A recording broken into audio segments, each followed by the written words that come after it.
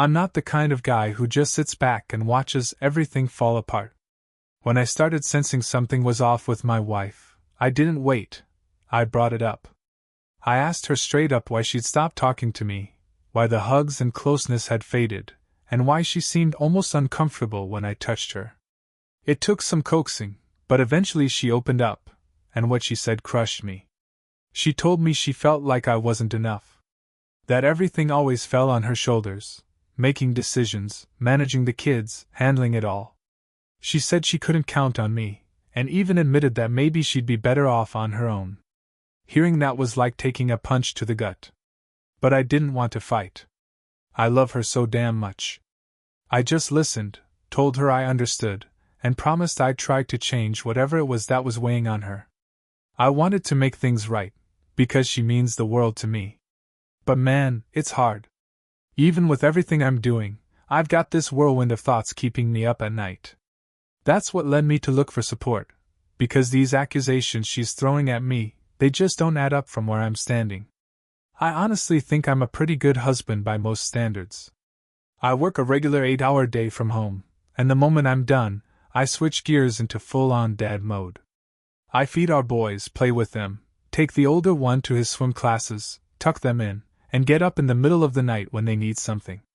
And I don't just stop with the kids. I do chores too, dishes, groceries, some of the cleaning. My wife says I'm not efficient enough at it, so she usually takes over. But I'm trying. I handle the car maintenance, and take care of stuff around the house. I do it all to ease her burden, because I know how demanding it is raising 2 little boys. That said, I'm not one of those people who can't sit down for 5 minutes without looking for the next project. You know the type, always fixing, planning, hustling. My father-in-law's like that. But I'm just not. I've got my own pace, my own way of doing things, and I believe that's valid too.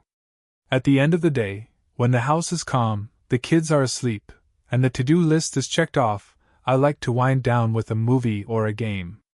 I've never dreamed of launching a business or raking in piles of cash. I'm content being a guy who's good at his job and wants a happy, healthy family. Nothing fancy. Just real life.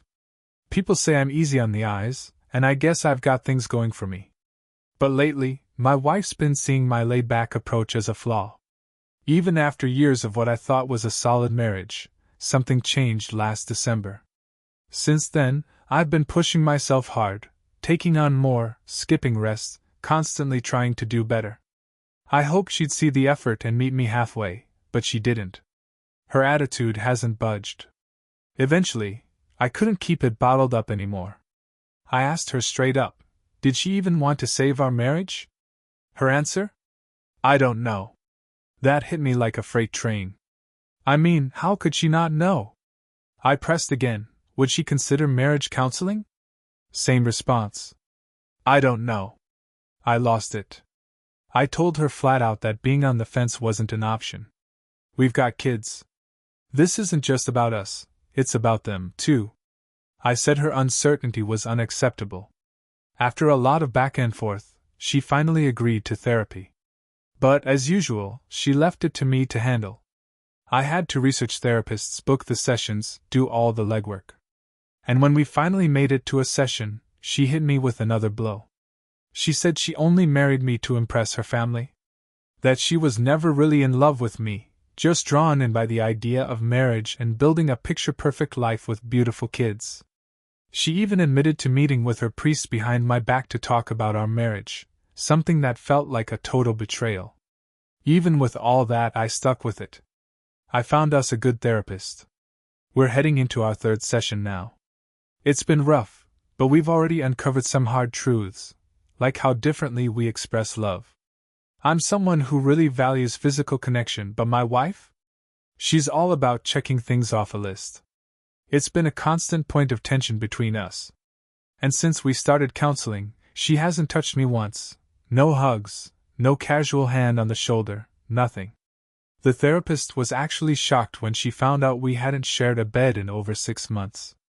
My wife brushed it off, saying she sleeps with the kids and there's just no room for me. But the therapist didn't let that slide. She told her it sets a terrible example for our boys, keeping their dad out of the bedroom like that. She even suggested we go to IKEA and get a small bed to add next to the big one. So I did. I bought the bed, set it up, and now that's where I sleep, wedged into this weird little space on the far right side. My wife's on the left, the boys are in the middle, and me? I'm just there. Like an outsider in my own marriage. And the thing is, ever since this whole mess began, my wife keeps shifting the story. Now she says she's been depressed, stuck at home with the kids too long, emotionally overwhelmed. She claims she only said all those hurtful things out of frustration. But honestly, I can't imagine saying anything that cruel to her, no matter how upset I was. Eventually, she went back to work and we hired a nanny to help with the boys. The only real change I noticed was that we started talking more, but even then, I felt like I was just her roommate. I'm still her husband, damn it. I want more than surface-level conversations. I want closeness. And there's been zero sign that she's even interested in getting that back. She doesn't care about therapy either. I'm the one booking every session, following up, keeping it all going. And then, man, my friends started saying it out loud. That maybe she was cheating. At first, I dismissed it like some crazy movie plot. That couldn't be my wife, right? But today, everything changed. The truth hit me like a truck, and I can't believe how easy it was to catch her in the act.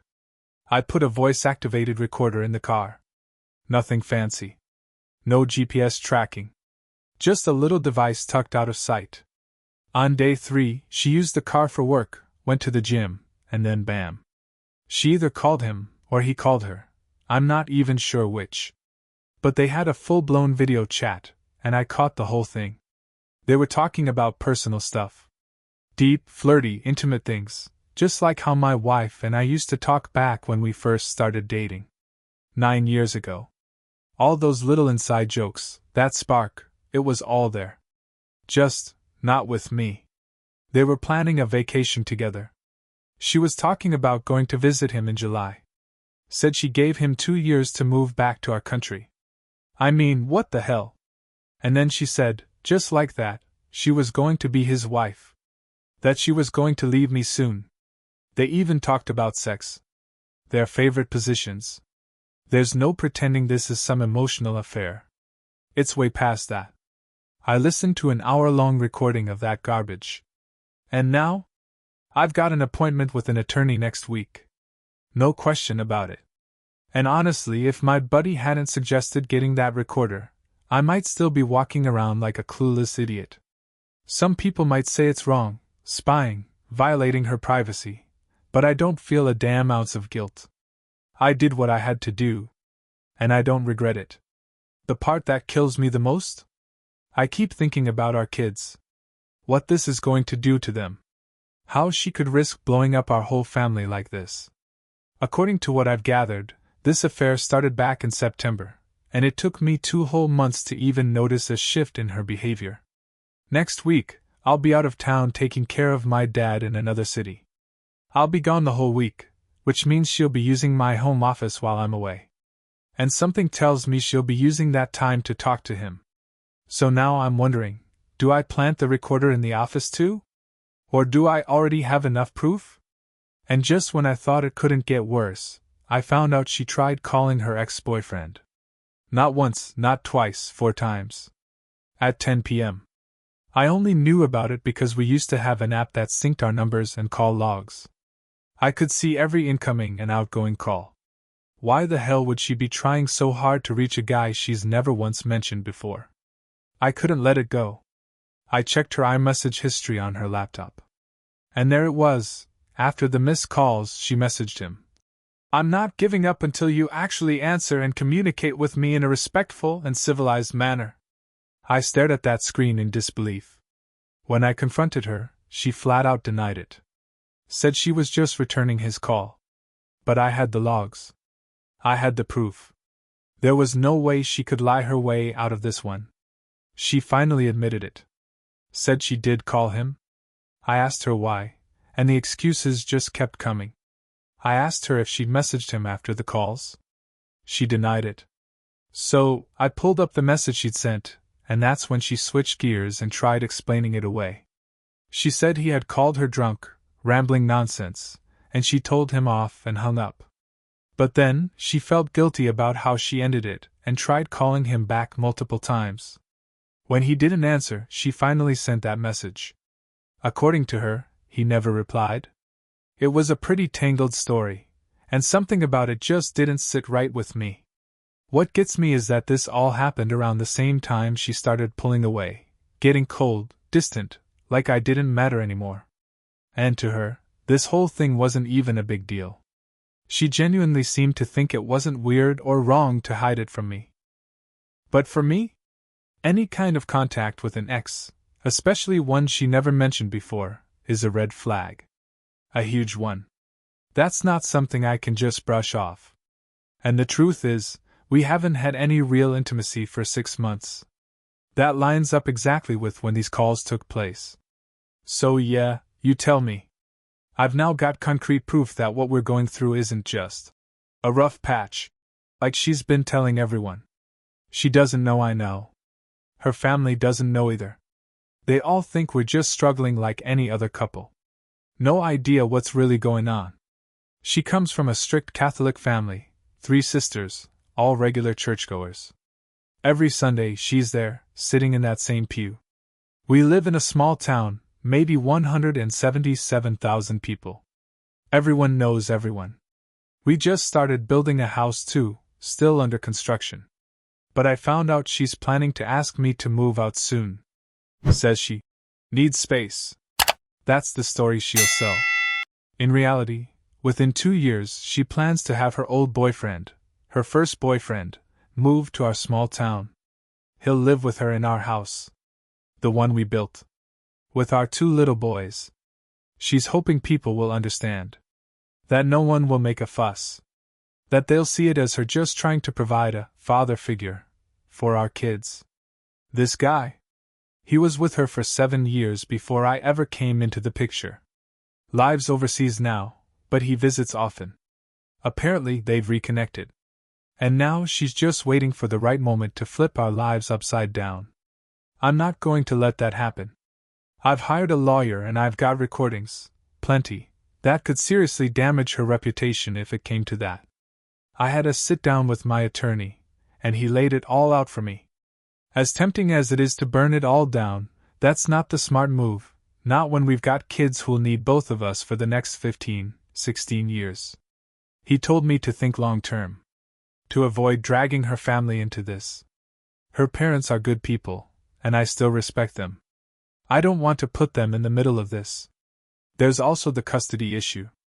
I can't win that battle. The kids are young, and they need to stay with their mom in the small town. I work in the capital city, an hour away. On top of that, I can't even sell our house, not unless we find a new place for the kids, which we don't have. Right now, they're living in a house her dad owns. It's a temporary fix. But it is what it is. Here in the Czech Republic, things don't move fast. After Easter, the divorce papers will be officially delivered to her. Yesterday, I had a day off from work, so I stayed home with our 1-year-old while she was away at her job in the city. Meanwhile, my brother came over and helped me pack up my things. We loaded everything into his car. And then, as if on cue, the postman showed up with the divorce documents. Or more accurately, an invitation to mediation, an attempt to keep the process civil, split everything evenly, and move forward without a war. In those papers, she openly admitted to being in a relationship with another man.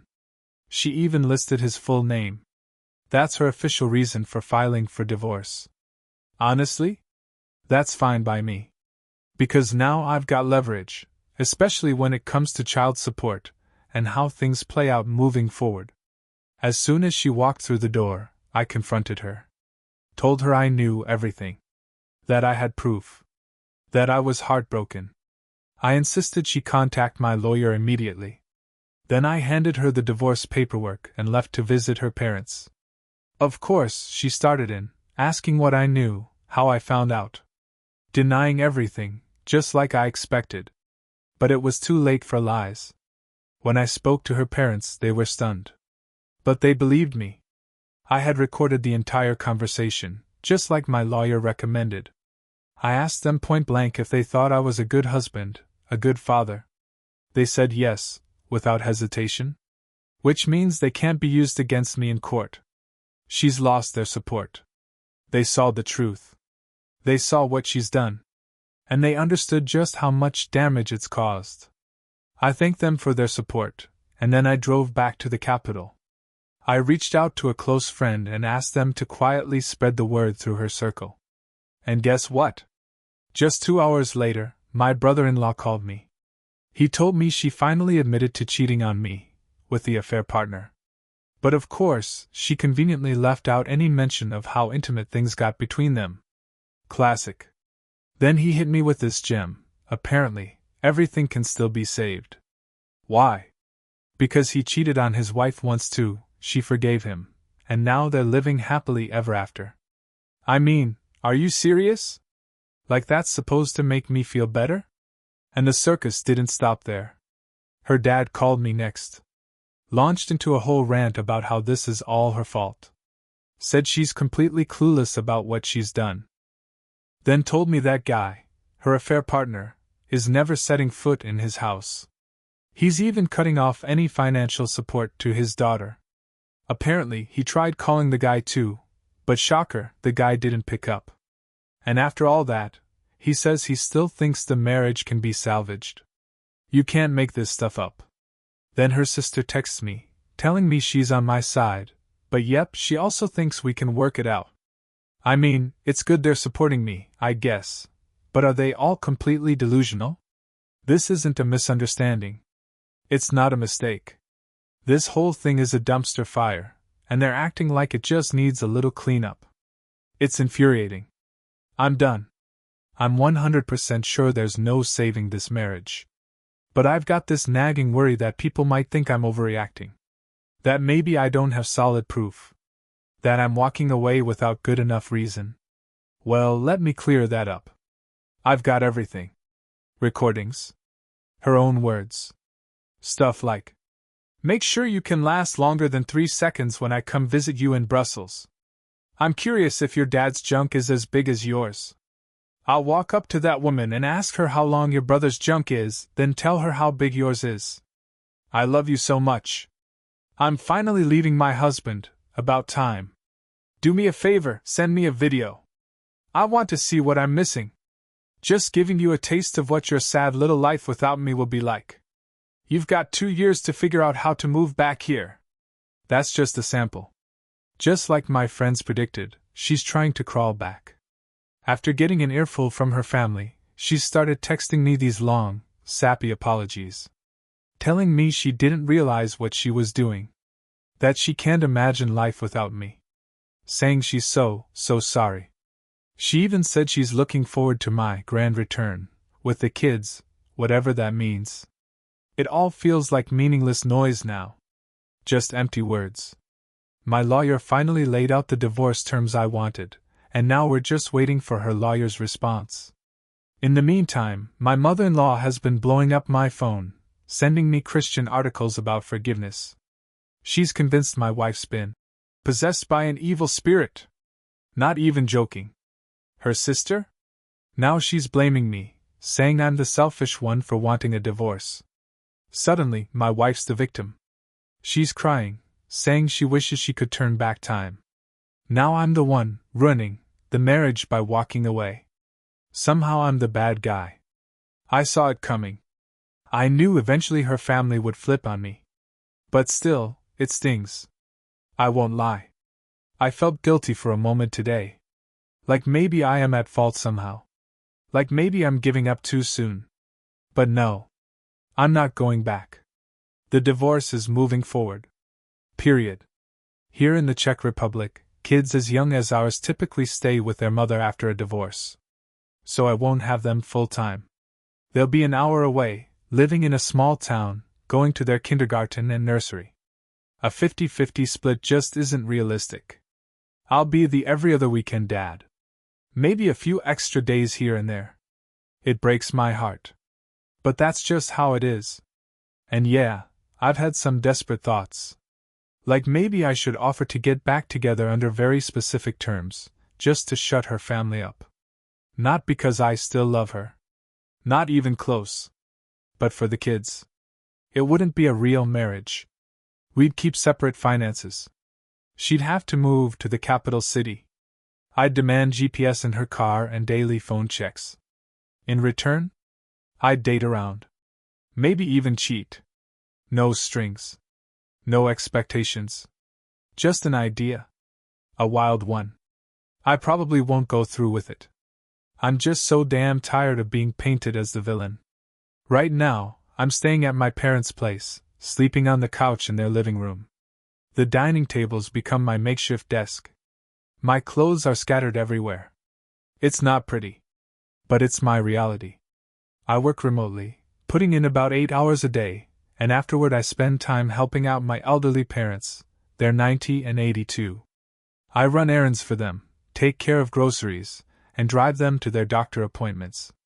It keeps me grounded, keeps the darker thoughts at bay. To keep my mind off everything else, I've been hitting the gym regularly or catching a movie at the cinema now and then. It helps. I get to see my boys every weekend. My ex drops them off, and I'm the one who drives them back. And just so there's no confusion, I had a paternity test done. They're mine. No doubt about that, at least. Small relief in all this chaos. But as for the divorce and how the terms are shaking out, it's a mess. Total mess. I'm still crashing at my parents' place, which is not ideal, not for a grown man, and definitely not for a father of two. So yeah, I'm asking for a fair share. I want a decent payout from my wife, and I've asked her to take over the mortgage on the house. She's agreed to take the mortgage, but here's the kicker, she's only offering a third of the money I asked for. Her logic? It's based on what I contributed to building the house. But this whole situation? It's not my doing. I didn't break our family. And yet here I am, left with no home, trying to scrape together enough to afford a flat. 1/3 isn't going to cut it. The back and forth between our lawyers keeps dragging on. She wants the house, she's made that clear, but from what I've heard, she might end up being forced to sell it anyway. Honestly? That's probably what should have happened from the start. I doubt she can handle the mortgage payments, and still manage to pay me anything on top of that. Child support is another battlefield. She's asking for way more than what's reasonable. And then there's the driving arrangement. She insists that I should be the one picking the boys up from her town and taking them back every weekend. In my view, it should be split. She drops them off, I bring them back. Seems fair. She's the one who caused all this, yet she's still fighting over every inch of the divorce terms. It's exhausting. Now she's suddenly trying to play the remorse card. Says she regrets everything. That she's ended things with the affair partner, gone to a priest, even had an exorcist. Swears she confessed everything and left it in God's hands. I couldn't help but laugh. I told her, I don't care what you told your priest. You should have confessed to me. I gave her the chance to come clean. I asked her directly, how many times had she been intimate with him? She denied it. Again. So I brought up that party back in November. The one with her coworkers. I asked her why she rented an Airbnb for the night instead of just crashing at a friend's place. She froze. Went completely numb. Then asked me why I kept torturing myself. I told her flat out, if you were really sorry, you wouldn't still be lying, 2 months after I left. I told her that even if it was just over video chat, it still counts. It matters. And I know she had those moments with him. She couldn't even remember how many times she'd been with him. That tells me everything I need to know. Then I asked her, seriously, how does she see us ever getting back together, when she starts a conversation with me and lies to my face in the next breath? I asked her if she understood that if we ever tried to work things out, I'd be checking her phone every day. I wanted to know how she felt about that. She snapped, said that wasn't trust, that I'd be treating her like garbage. Right then, our son came into the room, and the conversation had to wind down. But before it ended, I said one last thing. Just remember, you didn't just betray me. You betrayed our 2 boys, too. That hit her.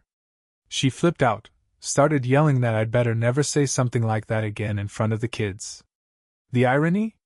Her sister had already told me everything, that my wife's been putting on this big dramatic performance for the family. Crying every day, playing the devastated victim. Meanwhile, she's still lying to me straight to my face. She even had the audacity to say she could still be with her affair partner if she wanted, and that her family wouldn't stop her. Like I should be grateful that she ended things with him. Like she's somehow doing me a favor by not being with him now. Seriously? Unreal. After endless back and forth between our lawyers, we finally reached an agreement. The divorce will be finalized soon. She's keeping the unfinished house. The mortgage? That's on her now. Full responsibility. I want to be clear, this isn't about revenge. That house is for the boys. I'm not some bitter guy trying to burn it all down because of her cheating. I just didn't want to stay in her hometown, some quiet little place an hour away from the capital where I live now. I am getting back the money I put into building the place, though. And honestly, it's a decent amount. Fair, at least. The child support terms? Reasonable. We agreed she'll drop the kids off at my apartment in the capital every other weekend. I'll drive them back afterward. But I won't lie, seeing them only on weekends isn't enough. It's a kind of pain I can't even describe. My boys are 1 and 3. Just babies. And now they're growing up with limited time with their father, all because of what she did. I wish they could be with me full time, but the law here in the Czech Republic just doesn't allow for that. Not at their age. I'm thinking of driving out midweek sometimes, just to see them more. I don't know yet how I'll make it work, but I have to. As for her? She's still texting. Still calling. Telling me she loves me. Wishing she could turn back time. Says she's suffering every day for what she did. Recently, she even told me she's okay with me checking her phone now, that it wouldn't bother her anymore. She apologized to my parents. Tried to show she's truly remorseful. Claimed she'd do anything to make things right. But then I found out something that honestly didn't surprise me, just confirmed what I suspected all along. Apparently, the guy she cheated with? He dumped her. Mutual friends told me the truth. He's got a whole family back in Brussels. A kid. And he didn't want to risk getting dragged into this whole mess. She thought she was in love, thought she had a future with him, but it turns out, she was just a side game to him. A temporary thrill. He played her. Used her. Then walked away. Now she's stuck with the fallout, and I've got to clean up the damage, for myself, and for my boys. But you know what? I'm done. The divorce is happening. There's no turning back. No more chances. No more lies. No more waiting around for someone who burned down everything we built. Good riddance. I've got better things ahead. My kids, my work, my health, my peace of mind. This is my clean slate. I'm ready for a fresh start. And I'm stepping into it with open arms.